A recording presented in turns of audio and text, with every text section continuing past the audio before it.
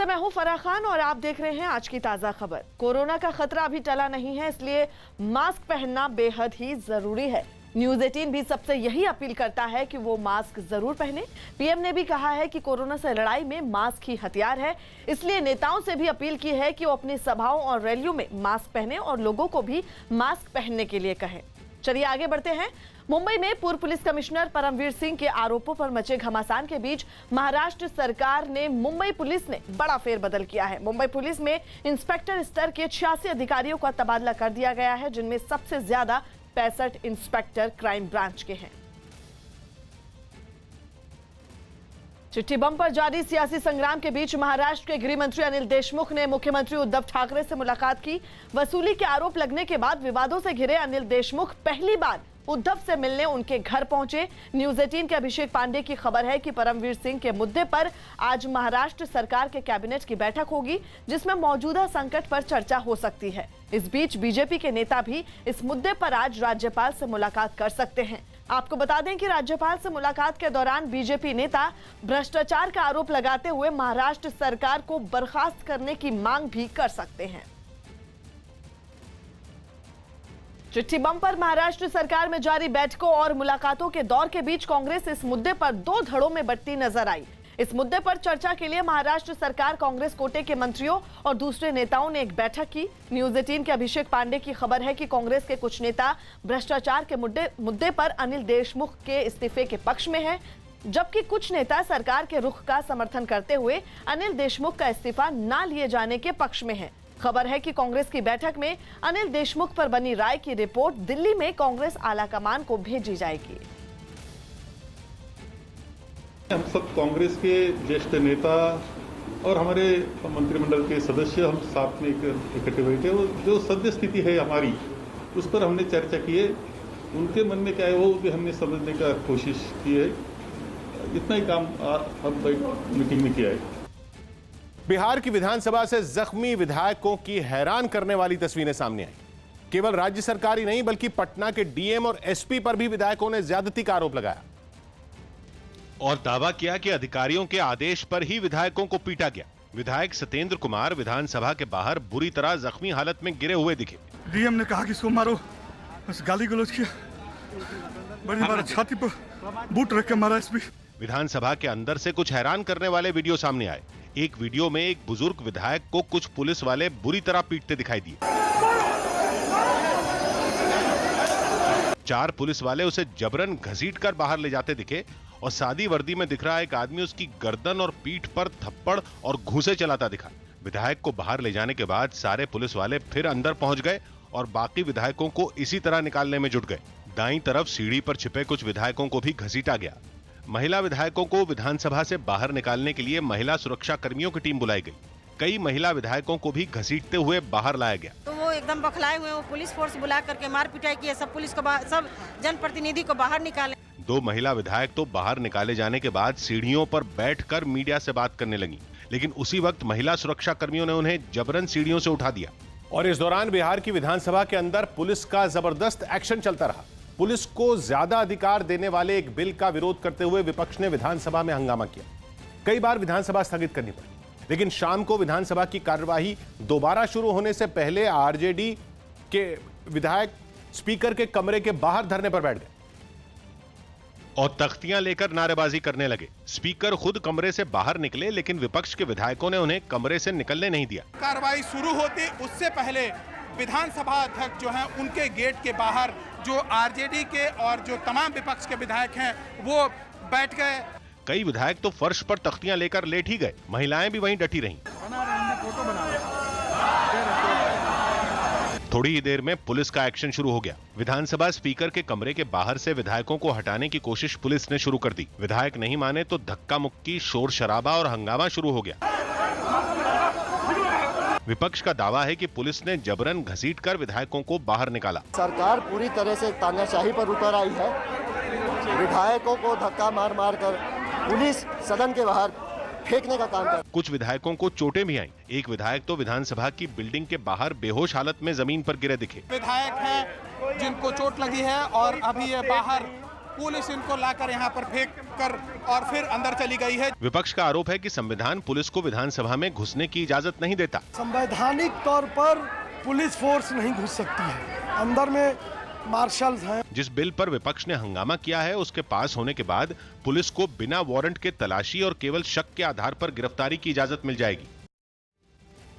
इस वक्त की बड़ी खबर आपको बता दें, पाकिस्तान की नापाक हरकत जारी है। इंटरनेशनल बॉर्डर पर सांबा सेक्टर के अपोजिट पाक इलाके में ड्रोन उड़ता हुआ नजर आया। रैकी के लिए इस ड्रोन की मदद ली गई। आपको बता दें, आतंकी घुसपैठ और हथियार गिराने के लिए रैकी का शक है। इस वक्त की बड़ी खबर नीतीश कुमार की ये रिपोर्ट खबर बता रहे हैं, पाकिस्तान की नापाक हरकत जारी है और ऐसे में इंटरनेशनल बॉर्डर पर सांबा सेक्टर के अपोजिट पाक इलाके में ड्रोन उड़ता हुआ नजर आया है। इस पूरी खबर पर नीतीश हमारे सहयोगी इस वक्त फोनलाइन पर मौजूद हैं। नीतीश, और क्या जानकारी इस ड्रोन को लेकर?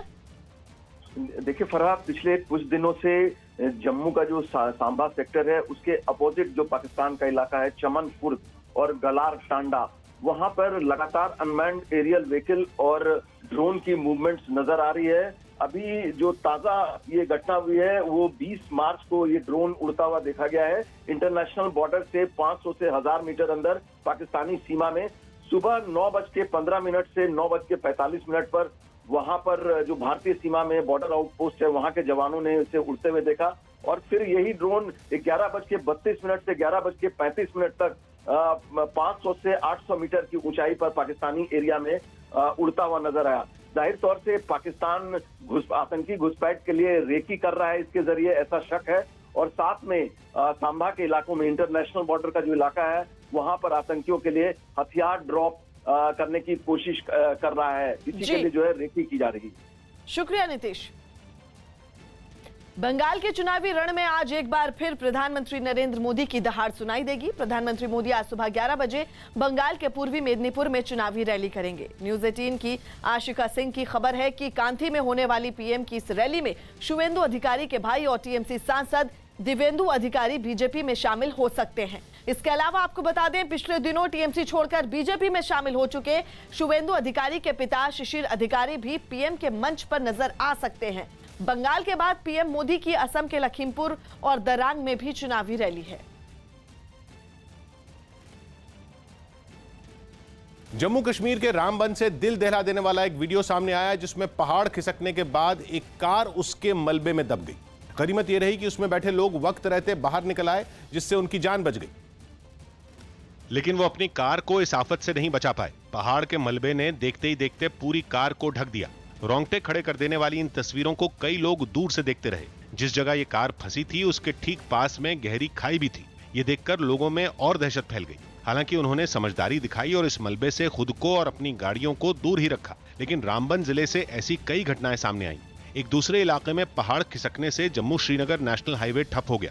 इस दौरान हाईवे पर आवाजाही शुरू करने में जुटी प्रशासन की टीमों को काफी परेशानी उठानी पड़ी। कुछ इलाकों में भारी बर्फबारी भी हुई जिसने लोगों की मुसीबतें और बढ़ा दी। दिल्ली के नजदीक उत्तर प्रदेश के ग्रेटर नोएडा में पुलिस और बदमाशों के बीच मुठभेड़ हो गई, जिसमें 2 बदमाश गोली लगने से घायल हो गए, जबकि उनके 2 साथी अंधेरे का फायदा उठाकर मौके से फरार हो गए, जिनकी तलाश की जा रही है। आपको बता दें, पकड़े गए बदमाश दिल्ली एनसीआर समेत उत्तराखंड में लोगों को लिफ्ट देने के बहाने उनसे लूटपाट करते थे। 22 मार्च को भी इन बदमाशों ने एक आदमी को कार में लिफ्ट देने के बहाने लूट लिया था। पुलिस को इन बदमाशों के बाद से पुलिस को लूट में इस्तेमाल की जाने वाली कार और हथियार भी बरामद हुए हैं।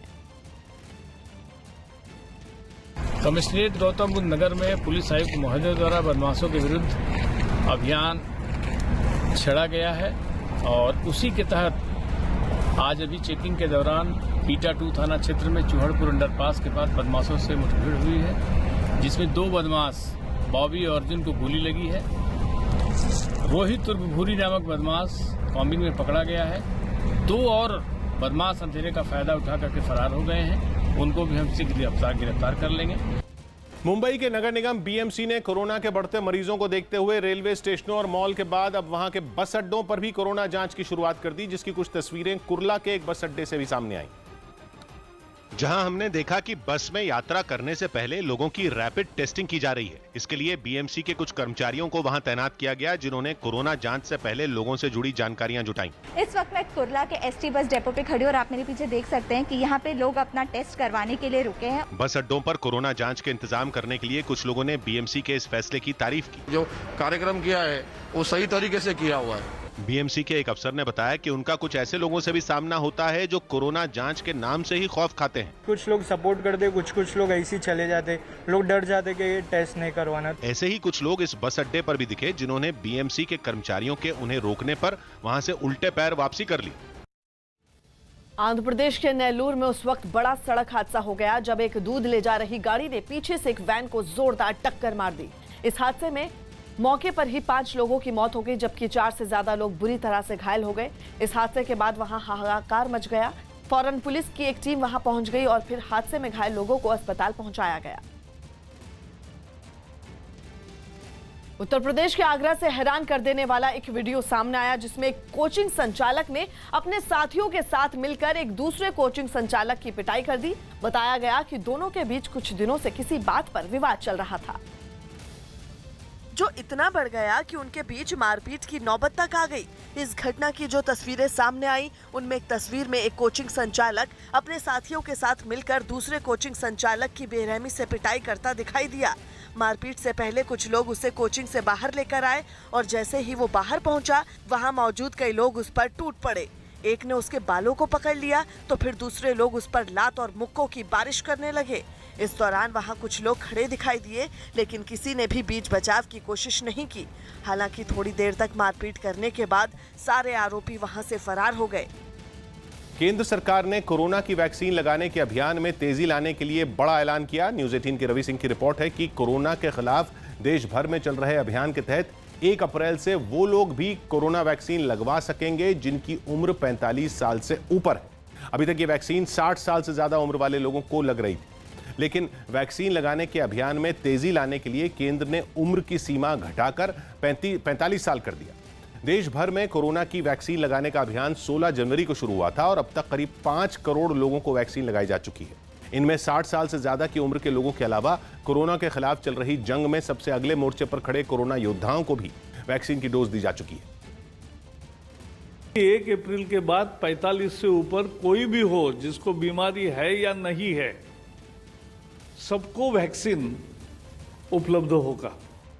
इस बीच दिल्ली एम्स के डायरेक्टर रणदीप गुलेरिया ने भी वैक्सीन लगाने के अभियान में तेजी लाने पर जोर दिया। हालांकि उन्होंने ये दावा भी किया कि देश भर के सभी लोगों को वैक्सीन लगाना अभी संभव नहीं है। If you were to vaccinate everyone over the age of 18 years old, that would be almost about 97 to 100 crore people. And that would mean we will need 2 billion doses because there are 2 doses that is required. That is not possible. Film Thalaivi का trailer जारी कर दिया गया।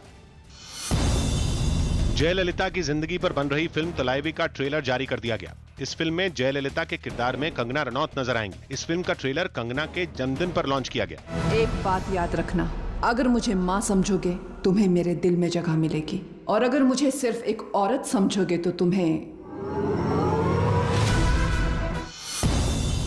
UP के CM Yogi Adityanath गुरुवार को पश्चिम बंगाल में कई रैलियां करेंगे। वहां 27 मार्च को पहले चरण का मतदान होगा। पाकिस्तान के तेज गेंदबाज हसन अली कोरोना से ठीक हो गए और अब उनकी ये रिपोर्ट नेगेटिव आई। पाकिस्तान की टीम इसी हफ्ते दक्षिण अफ्रीका के दौरे पर रवाना होगी। बीजेपी जवानों के सम्मान में 3 अप्रैल तक देश भर में कई कार्यक्रमों का आयोजन करेगी। भगत सिंह, राजगुरु और सुखदेव के शहीदी दिवस पर पार्टी ने इसका ऐलान किया। इसके तहत लद्दाख की गलवान घाटी पर वीरता दिखाने वाले सैनिकों की जानकारी लोगों को दी जाएगी। कृषि सुधार कानूनों के खिलाफ पिछले कई महीनों से आंदोलन कर रहे किसानों ने भी शहीदी दिवस मनाया। 23 मार्च 1931 को ही भगत सिंह, राजगुरु और सुखदेव को फांसी दी गई थी। ऐसे में दिल्ली उत्तर प्रदेश के गाजीपुर बॉर्डर पर प्रदर्शनकारी किसानों ने पीली पगड़ी बांधकर शहीद भगत सिंह को याद किया। क्रांतिकारी शहीद भगत सिंह की तरह पीली पगड़ियां यहाँ पर एक दूसरे को बांध रहे हैं। आंदोलन में शामिल लोगों ने किसी भी कीमत पर पीछे नहीं हटने का भी ऐलान किया। किसान भाइयों के आंदोलन में तो हम बढ़ चढ़ के हिस्सा ले रहे हैं, कुर्बानियां भी देनी पड़ी तो हम देंगे। कुछ यही अंदाज दिल्ली हरियाणा के सिंघू बॉर्डर पर भी दिखाई दिया। वहाँ भी आजादी के लिए कुर्बान होने वाले इन शहीदों को याद किया गया। हरियाणा के रोहतक से दिल दहला देने वाला एक वीडियो सामने आया जिसमें एक मकान में भीषण आग लगने से अफरा तफरी मच गई। यह आग कैसे लगी इसका पता नहीं चल सका, लेकिन लोगों के हाथ पांव तब फूल गए जब आग की वजह से मकान के अंदर रखे सिलेंडरों में धमाके होने लगे और धमाकों की वजह से आग ने भयंकर रूप ले लिया। देखते ही देखते मकान की पहली मंजिल आग की भीषण लपटों में घिर गई, जिसे देखकर आसपास रहने वाले लोग खौफ से भर गए। तो एकदम बात सी आने लगी, धुआं दिखने लगा। मेरे बाहर निकलते ही 3 धमाके हुए। घटना की जो तस्वीरें सामने आई उनमें एक तस्वीर में मकान की पहली मंजिल से आग की लपटें बाहर निकलती दिखाई दी। एक दूसरी तस्वीर में मकान से काले धुएं का गुबार उठता हुआ दिखाई दिया।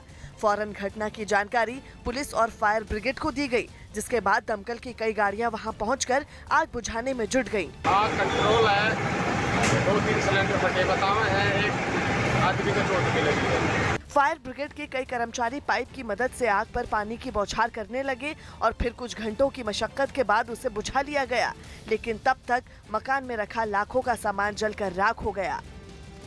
अमेरिका के ओक्लाहोमा में एक नाबालिग की हत्या के बाद सवालों के घेरे में आई पुलिस ने अब उस पूरी घटना के वीडियो जारी की।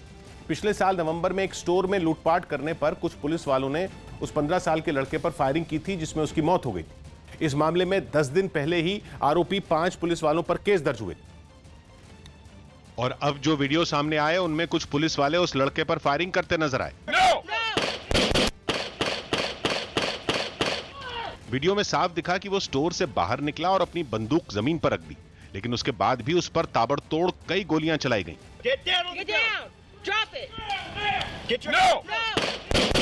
इतनी गोलियां बरसाने के बाद भी पुलिस वालों को तसल्ली नहीं हुई और वो उसे डराने के लिए चीखते चिल्लाते उसके पास पहुंचे।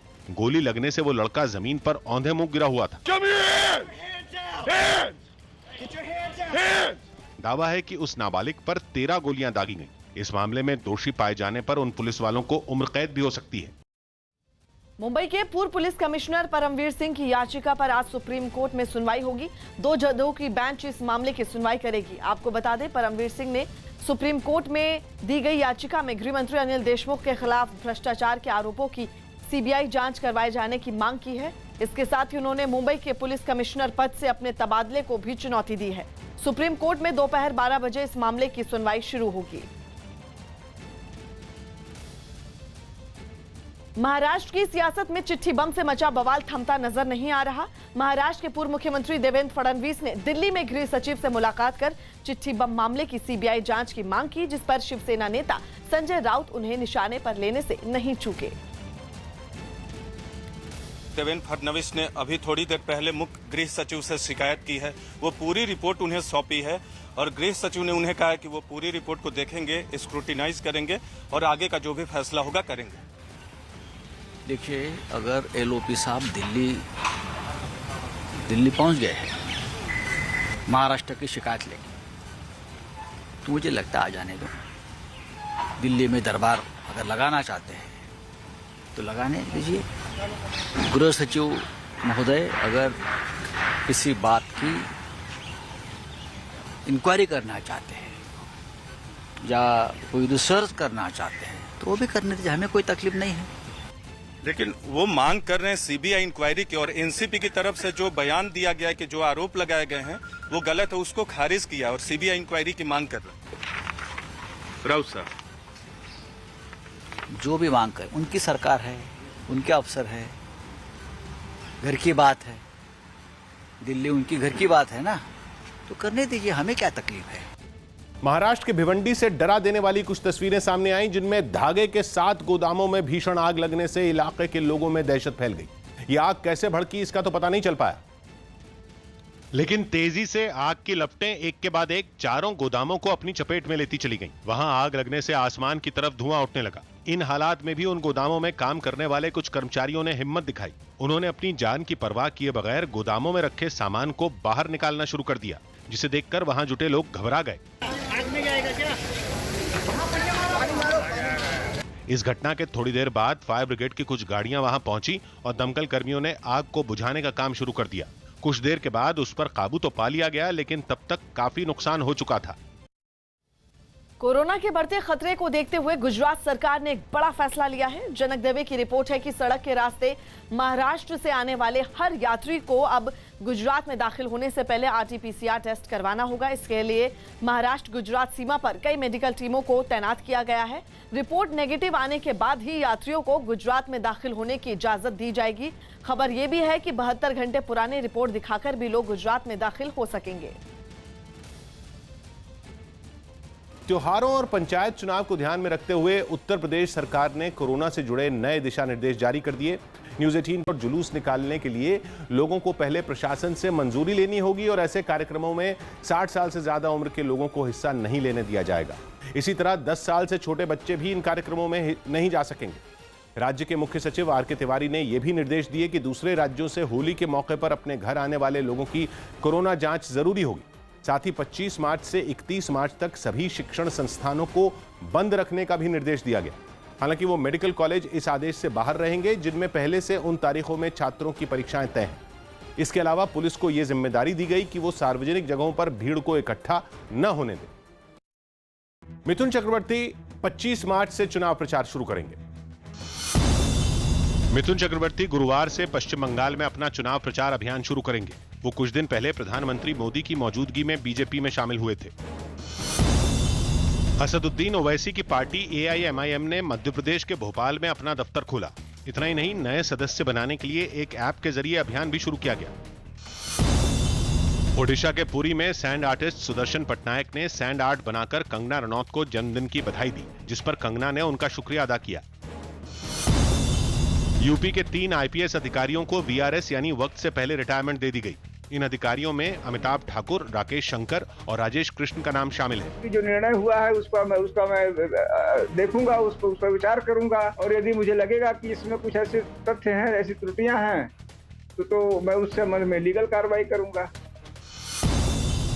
हाल ही में महिलाओं के पहनावे पर दिए गए उत्तराखंड के मुख्यमंत्री तीरथ सिंह रावत के बयान का मध्य प्रदेश की संस्कृति मंत्री उषा ठाकुर ने समर्थन किया और फटे कपड़ों को अपशगुन बता दिया। फटा कपड़ा भारतीय संस्कृति और पावन परंपरा में अपशगुन माना जाता है। मंत्री उषा ठाकुर के इस बयान को कांग्रेस ने हाथों हाथ लिया और बीजेपी नेताओं की मानसिकता पर सवाल खड़े कर दिए। भाजपाइयों, तुम्हारी मानसिकता फटी हुई है, पहले उसको सीलो, फिर दूसरों की बहन बेटी पे उंगली उठाना। दिल्ली में एक बार फिर कोरोना के तेजी से बढ़ते मामलों के लिए रोकथाम के लिए केजरीवाल सरकार ने एक बड़ा फैसला किया है। दिल्ली में सार्वजनिक जगहों पर होली, शब बारात और नवरात्रि मनाने पर रोक लगा दी गई है। कोरोना की वजह से दिल्ली सरकार ने यह फैसला लिया और आदेश भी जारी कर दिया है। दिल्ली में करीब 3 महीने बाद एक बार फिर एक दिन में कोरोना के नए मरीजों की संख्या 1100 के पार पहुंची है। गुजरात के वडोदरा में 2 छात्र संगठनों के नेता आपस में ही गुत्थम गुत्था हो गए। भगत सिंह के शहीदी दिवस पर शहीदों की मूर्तियों को फूलों की माला पहनाने के लिए छात्र संगठनों के नेताओं में जंग छिड़ गई और दोनों पक्ष एक दूसरे के खून के प्यासे दिखने लगे। इनमें एक दल बीजेपी के छात्र संगठन ABVP से जुड़े छात्रों का था और दूसरा दल गुजरात स्टूडेंट्स यूनियन के नेताओं का। MS यूनिवर्सिटी में भगत सिंह, सुखदेव और राजगुरु की मूर्तियां लगी।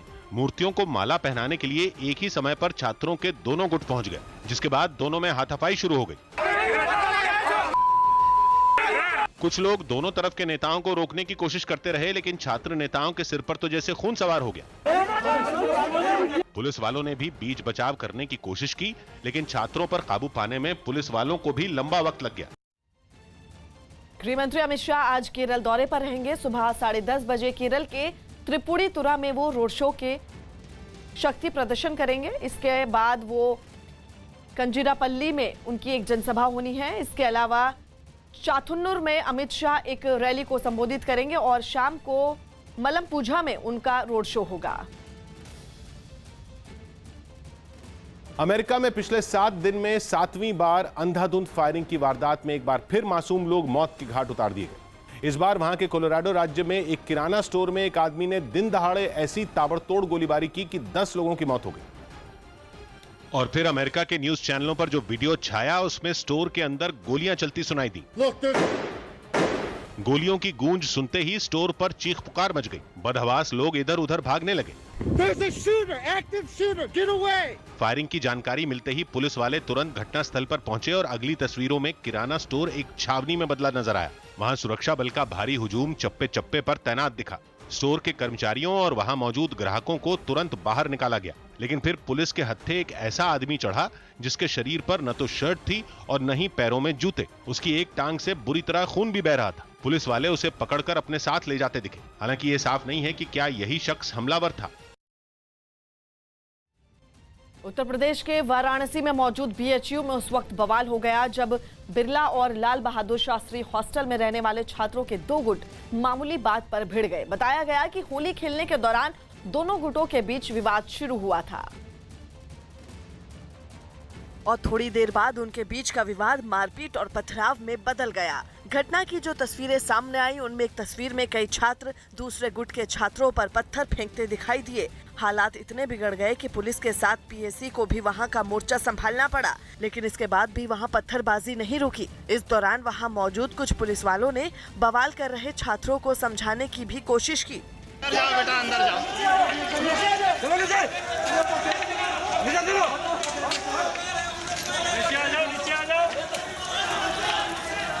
कुछ नहीं बेटा, कुछ नहीं।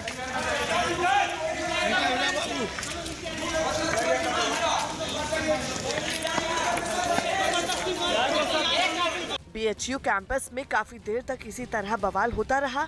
हालांकि बाद में पुलिस अधिकारियों ने समझा बुझाकर छात्रों को शांत करवा दिया। छात्रों में आपस में कुछ वाद विवाद चलता रहता है और वो वाद विवाद आज थोड़ा हिंसा का रूप ले लिया था। इस घटना की वजह से दोनों गुटों के बीच तनाव बना हुआ है, जिसे देखते हुए वहां भारी संख्या में पुलिस के जवानों को तैनात कर दिया गया ताकि वक्त रहते किसी भी तरह के हालात से निपटा जा सके। पटना में आरजेडी के कार्यकर्ताओं ने कानून व्यवस्था और बेरोजगारी के मुद्दे पर जबरदस्त हंगामा किया। हंगामा करने वाले लोग तेजस्वी यादव की अगुवाई में विधानसभा का घेराव करने के मकसद से सड़कों पर उतरे, जिन्हें पटना के डाक बंगला चौराहे पर पुलिस ने रोक लिया। कुछ देर तक पुलिस ने उन्हें समझाने की कोशिश भी की, लेकिन जब बात नहीं बनी तो पुलिस ने प्रदर्शनकारियों पर पानी की बौछार कर दी। लगातार हंगामा जारी है तो वहीं पुलिस इनको इस डाक बंगला चौराहे पर रोक रखी है और आगे बढ़ने नहीं दे रही है। पुलिस की इस कार्रवाई से आरजेडी के कार्यकर्ता भड़क गए और उन्होंने पुलिस पर पथराव शुरू कर दिया। काफी देर तक पुलिस पर ईंट और पत्थरों से हमला किया गया। ये लोग पत्थर लेके आए थे झोला में। हंगामे को शांत करवाने के लिए पुलिस को हल्का लाठीचार्ज भी करना पड़ा। इस पूरे हंगामे के दौरान तेजस्वी यादव और तेज प्रताप यादव भी वहां मौजूद रहे और उनके सामने ही आरजेडी के कार्यकर्ताओं की काफी देर तक पुलिस से झड़प चलती रही। प्रदर्शनकारियों की तरफ से हुए पथराव में कुछ पुलिसकर्मियों को मामूली चोट भी आई।